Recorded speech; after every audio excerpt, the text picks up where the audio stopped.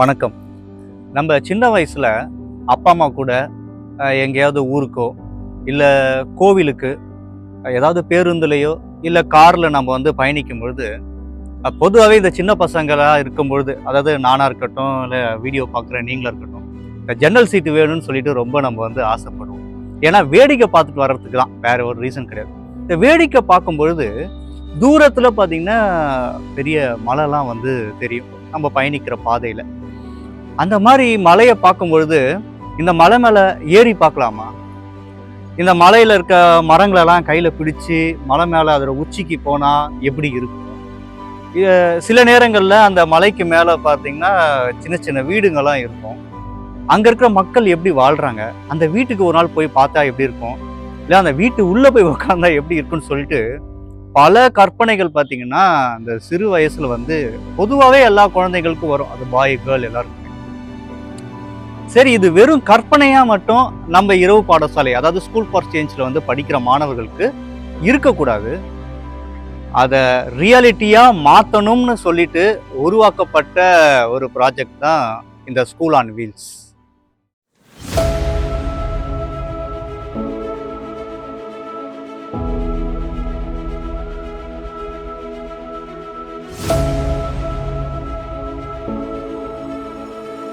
நான் என்ன ஆகணும்னு நீங்க நினைக்கிறீங்க? நான் சொல்லவே மாட்டேன். 2-3 வருஷம் போட்டுமே, அப்புறம் உனக்கா தோணும். என்கிட்ட சொல்லு, அதுக்கு ஒரு வழியை காமிக்கிறேன். நேத்து நம்ம மொட்டை மாடியில் உட்காந்து பேசிட்டு இருக்கும்போது என்ன பேசணும்? With all your heart. With all your heart. அடுத்த வருஷம் summer ஹாலிடேஸ்ல we'll go for a long travel. நீண்ட பயணம். இங்கிருந்து ஹிமாலயாஸ் போலாம்.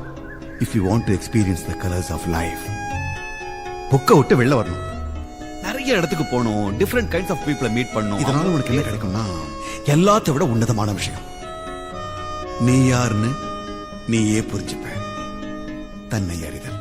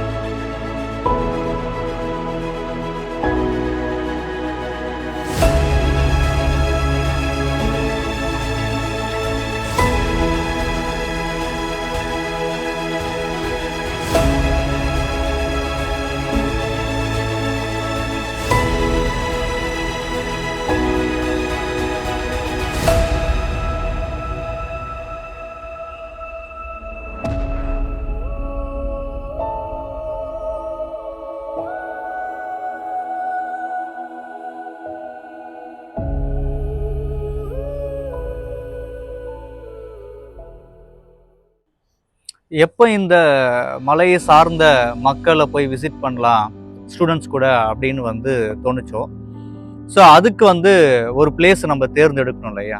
அதுக்காக வந்து தேடும் பொழுது எங்களுக்கு கிடைச்ச ஒரு இடம் எதுன்னு பார்த்தீங்கன்னா, ஆனைமலையில் வந்து எருமைப்பாறை அப்படின்ற லொக்கேஷன் தான் கிடைச்சது.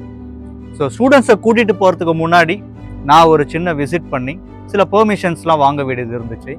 ஸோ அந்த ஊர் மக்கள்கிட்டையும் பேச வேண்டியது இருந்தது. ஸோ அவங்ககிட்ட பேசணுன்னே அவங்க ரொம்ப சந்தோஷப்பட்டாங்க. நாங்கள் எருமைப்பாறை அப்படின்ற பகுதியில் இருக்க பழங்குடியினர்களை தான் சந்திக்க போயிருந்தோம். நாங்கள்லாம் ஆனைமலையில் எருமைப்பாறைன்ற ஒரு ஊருக்கு தான் போயிருந்தோம். அங்கே இருக்க மலைவாழ் மக்களை தான் சந்திச்சிருந்தோம். நாங்கள் வந்து எருமைப்பாறையில் இருக்க மக்களை சந்திச்சிருந்தோம். அவங்ககிட்டேருந்து நிறைய விஷயங்கள் நான் வந்து லேர்ன் பண்ணியிருந்தேன். அதில் சில விஷயத்த வந்து உங்ககிட்ட வந்து பகிர்ந்தேன்.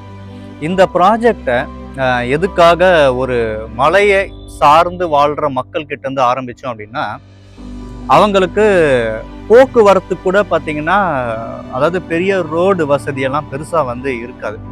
அவங்க கிராமமே வந்து மலை மேலே ஸ்டெப் பை ஸ்டெப்பாக தான் வந்து வீடுலாம் பில்ட் பண்ணியிருப்பாங்க.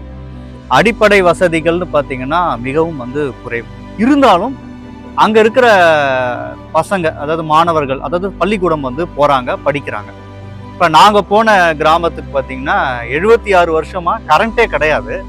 பட் ஆனால் பசங்க ஸ்டில் வந்து அந்த மண்ணெண்ணெயெல்லாம் வச்சு, நெருப்பு வச்சு, அதில் வர அந்த வெளிச்சத்தை வச்சு படிச்சுட்டும் இருக்கிறாங்க.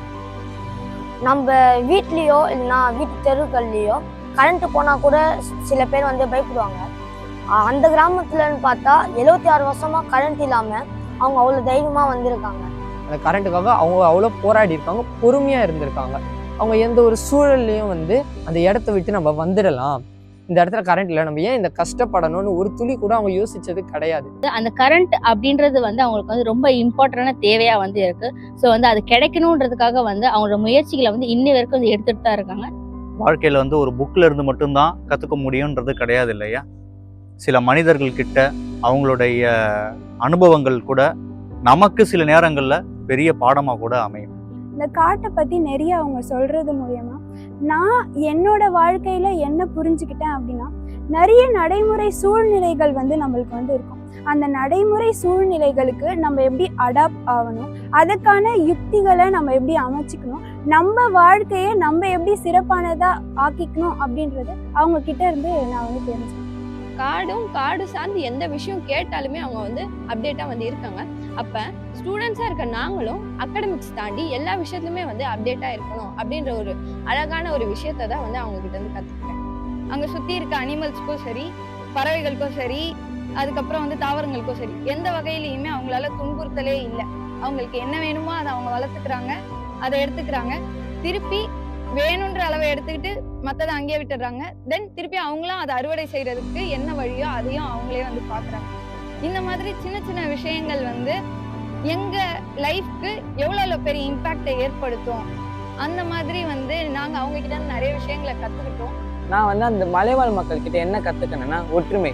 அவங்க வந்து எந்த ஒரு வேலைக்கு போகட்டா இருக்கட்டும், இல்லைன்னா ஏதாச்சும் தேன் எடுக்கட்டா இருக்கட்டும், இல்லைன்னா வந்து ஏதோ ஒரு பிரச்சனை ஃபேஸ் பண்ணதா இருக்கட்டும், அவங்க எல்லாரும் ஒற்றுமையாக இருந்து ஒன்றா தான் செய்வாங்க. இப்படிப்பட்ட வாழ்வியலை எங்களுடைய மாணவர்கள் அவங்கள நேரில் போய் சந்தித்து அவங்களோட உரையாடும் பொழுது அதையெல்லாம் தெரிஞ்சுப்பாங்க. ஒரு சேயிங்ஸ் ஒன்று இருக்குது, every day is a new day, every man is a new book அப்படின்னு. அப்போ ஒரு மனிதர்களும் இங்கே ஒரு புத்தகத்துக்கு சமமானவர்கள் தான். ஸோ அப்போ நம்ம நேரில் கொண்டு போய் பார்க்கும்பொழுது பல ஸ்டோரிஸ் அவங்க வந்து கேட்கும்பொழுது ஒரு புத்தகம் படித்த அனுபவம் அவங்களுக்கு கிடைக்கணும். ஸோ அந்த முயற்சியில் தான் இந்த ஸ்கூல் ஆன் வீல்ஸ் அப்படின்னு சொல்லிட்டு இந்த ப்ராஜெக்டை தொடங்கி மாணவர்களை ஒரு இடத்துல இருந்து இன்னொரு இடத்துக்கு கொண்டு போகிறோம். இந்த மாதிரி கொண்டு போகும்பொழுது அவங்களுடைய மைண்ட் செட் பாருங்களேன், ஒரு கம்ஃபர்ட் ஜோன்லேயே இங்கே இருந்திருப்பாங்க. அதை முதல்ல பிரேக் பண்ணணும். ஏன்னா வேற ஊருக்கு போகிறோம், வேற நம்ம ஒன்றும் பெரிய ஹோட்டலில் இருக்க ரூம்ஸ் எல்லாம் வந்து எடுக்கலை, ரெண்ட்டுக்கெலாம் எடுக்கலை. அந்த மக்கள் வாழ்கிற இடத்துலே தான் போயிட்டு இவங்களும் போயிட்டு தங்க போகிறாங்க. ஸோ அவங்களுக்கு என்னெல்லாம் அனுபவம் கிடைக்குதோ இவங்களுக்கு அந்த அனுபவம் வந்து கிடைக்கணும். ஸோ தினமும் காலையில் வந்து அவங்களுக்கு சுற்றி இருக்கிற பறவைகள் இது கத்துற சத்தம்லாம் அவங்களுக்கும் காலையில் கேட்டு அது மூலயமா அவங்க எழுந்துக்கிறது, இப்படிலாம் இருந்தால் தானே அந்த மக்களுடைய உணர்வுகளை இவங்களால வந்து புரிஞ்சிக்க முடியும். அப்போ அந்த டே டு டே லைஃப்பில் அவங்க என்ன பண்ணுறாங்க, அவங்களோடு சேர்ந்து நம்ம பயணிக்கும் போது அது எப்படி இருக்கு. ஸோ இந்த மாதிரி பல தரப்பட்ட அனுபவங்கள் கிடைக்கணும்னா ஒரு ஜோன்ல இருந்து அவங்க இன்னொரு ஜோன் போகணும். ஸோ அந்த கம்ஃபர்ட் ஜோனை இங்கேருந்து உடச்சி அந்த இடத்துல நிறைய லேர்னிங் ப்ராசஸ் அவங்களுக்கு கிடைக்கும். ஸோ இந்த மாதிரி அவங்களுடைய பிரெயினை வந்து ஸ்ட்ரெச் பண்ணுறது, ஒரு மாதிரி அப்படியே வந்து நேரோவாக இல்லாமல் ப்ராடடாக நம்ம வந்து மாற்றணும். எல்லாரும் சமமானவர்கள் தான், எல்லாரும் நம்மளை போன்ற ஒரு மனிதர்கள் தான், எல்லாரிடமும் நிறைய விஷயங்களை கற்றுக்கொள்ளலாம். வெறும் பள்ளிக்கூடத்தில் இருந்து மட்டும்தான் கற்றுக்கொள்ள முடியும்னு சொல்ல முடியாது. வெறும் ஒரு புத்தக அறிவு மட்டும்தான் நமக்கு வேணுமானா கிடையாது, எல்லாமே வேணும். ஆனால் அதையும் கடந்து இவங்க பயணிக்கணும் அப்படின்றதுக்காக உருவாக்கப்பட்ட ஒரு ப்ராஜெக்ட். ஏதோ பிரபஞ்சத்துடைய துணை மூலயமா எல்லாம் நல்லபடியாக போயிட்டு இருக்கு.